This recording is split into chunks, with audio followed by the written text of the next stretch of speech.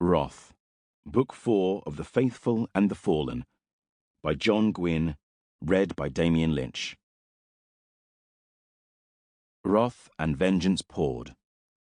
John Milton, Paradise Lost. Chapter 1. Veridis.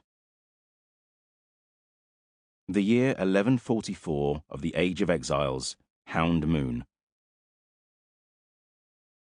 Veridis fell through the night air, weightless.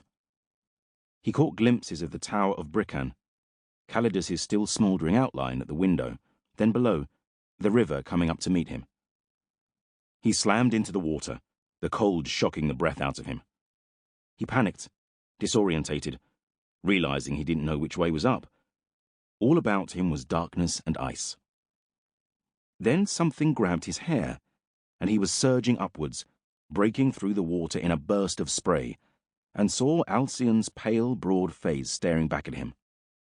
"They will come hunting for us," the giant shouted over the roar of the river as the current gripped them, sweeping them away from the thunder of warriors' feet crossing the bridge. "Let the water take us far from them." Veridis saw the sense of that, though his hands and feet were already numbing from the cold.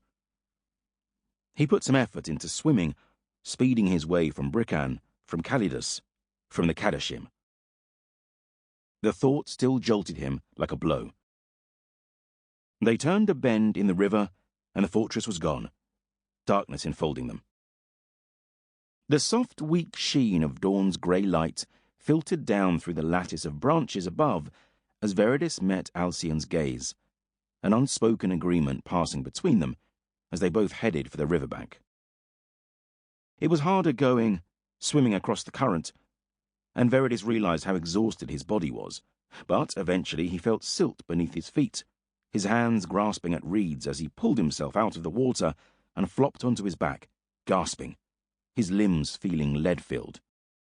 Turning, he saw Alcyon on the bank, 30 or 40 paces upriver from him, staggering wearily towards him before he slumped down beside him with a groan, water dripping from his drooping moustache. "Thank you," Alcyon said. "For what?" "Everything. Most of all for helping my family escape Brickan's dungeons." His wife and bairn. How long has he gone without seeing them? And what must he have suffered, knowing they were Calidus and Lycos' prisoners? "And for destroying Calidus' effigy of me," Alcyon continued. "You have set me free." He gave a shudder, followed by a smile. "A shadow is gone from my soul. I feel reborn." "If you mean you feel weak as a newborn bairn," Veridis muttered as he emptied his boot of water and tried to pull it back on, "then I feel the same." "That is not what I mean," the giant rumbled, regarding Veridis with serious eyes. "You set Rayna and Tain free. You set me free. I owe you a debt beyond all imagining." "You are in no debt to me," Veridis said. "I kicked the effigies into the fire on impulse, not really knowing what they were or what power they held over you." "But you suspected?" "Aye. Something that Fidele said." He thought of Nathair's mother, hoped that she had made it to freedom along with his brother, Crelis, Makeen, and Alban. "And your wife and son, I set them free because it was the right thing to do. There was no other choice." "Ah, but there was, true heart. There always is." Veridis shrugged. "There is no debt between us. You are my friend." One of my only friends, it has turned out. His thoughts swept bitterly to Nathair and the confession and revelations that had stunned Veridis.